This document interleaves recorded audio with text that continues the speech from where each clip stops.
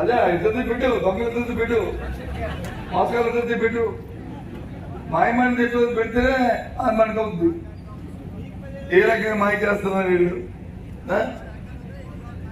ఇగో ఇది ఇది చేసి మళ్ళీ వచ్చి చెప్తున్నారు ఏమంటే కొట్టేస్తాం, తిట్టేస్తాం, మొక్కలు కొట్టేస్తాం. ఎవడు మొక్కలు కొడతారండి? ఎవరు తాడు చేస్తారు? ఊర్లోకి వెళ్ళి మనకు తెలుసు ఎవరు తాటి ఎవరు చేస్తాడో, ఎవరు మొక్కలు ఎవరు కొడతాడో, ఎవరు చేస్తాడో అయితే ప్రజలు చెప్తారు. ఈ పట్టుకెళ్ళమండి, ఈ మేనిఫెస్టో పట్టుకెళ్ళి అక్కడ చదవమనండి. అప్పుడు కాదు ఓటీపీ ఇచ్చేసి ఇందాక తెలిసింది చెప్పాడు, మనం అప్రమత్తంగా ఉన్నాం. సరే ఇవన్నీ నమ్ముతారేంటి అనుకున్నాం మేము. కానీ మానవుడు అసలు కాన్సెప్ట్ మంచిగా ఏది, మానవుడు ఆశాజీవి, ఆశకొచ్చి కొద్దిగా పొరపాటు పడతాడు, తడబడతాడు అని కొద్దిగా అప్రమత్తం అయ్యాం.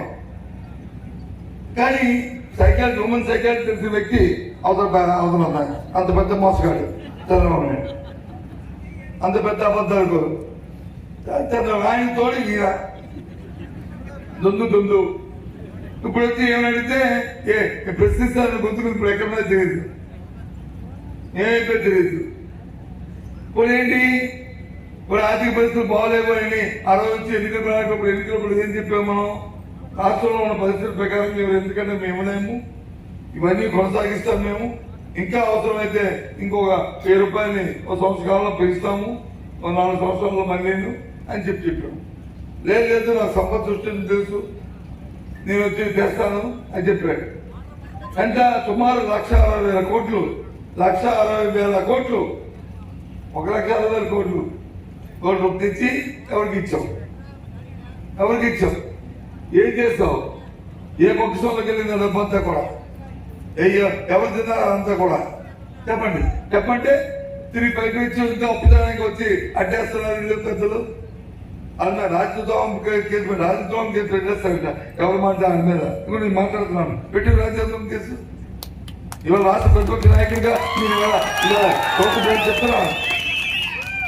నువ్వు ఏదైతే ఏపీఎండిసి సంబంధించి నువ్వు అప్పు తెచ్చావు, అప్పు తీసుకోవడానికి థర్డ్ పార్టీకి వచ్చి ఇన్వాల్వ్మెంట్ చేసి చట్ట ప్రకారం కాకుండా చట్టాన్ని చేతితో తీసుకుంటూ నిబంధనలు పాటించకుండా చేసింది ఈ రాష్ట్ర ప్రయోజనాలకు ఆటంకం కాదా? రాబోయే తరాలతో భవిష్యత్తుని తాకట్టు పెట్టి ఎవరిచ్చేది హక్కు? ఎవరు చెప్పారు నీకు ఇచ్చే హక్కు? అడుగుతున్నాను ఇవాళ చంద్రబాబు నాయుడు పెట్టు చూద్దాం రాత్రి వరకు ఎవరిమే పడతావు. ఏంటి మాటది?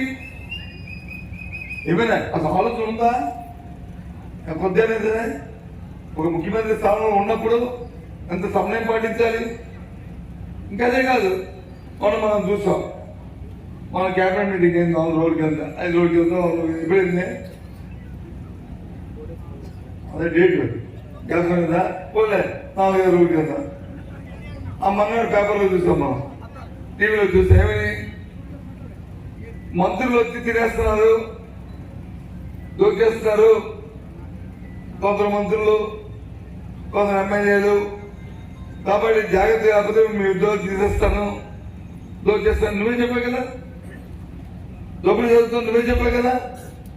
నేను చెప్తున్నాను, రాజుగారు అనుకుంటే మంత్రులు అనుకుంటారు. యథా రాజా తదా ప్రజాంతంలో యథా రాజా తదా మంత్రి, యథా రాజా తదా మంత్రి. నువ్వు తినేస్తే అత్యంత మానేస్తా చెప్పు. నువ్వు సక్రమంగా ఉండి, మీరు సక్రమంగా పరిపాలించి, మీరు అబద్ధాలు ఆడకుండా చెప్పింది చేస్తే ప్రజలు కూడా సక్రమంగా ఉండి సక్రమంగా చేస్తారు.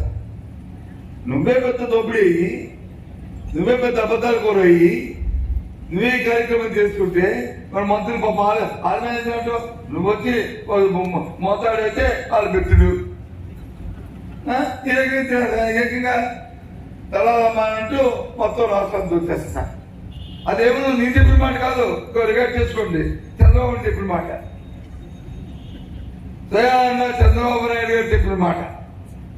ఈ రకంగా ఉంది పరిపాలన రాష్ట్రంలో. ప్రజల్ని ఈ టీవీ ద్వారా చూడమని చెప్తున్నాను.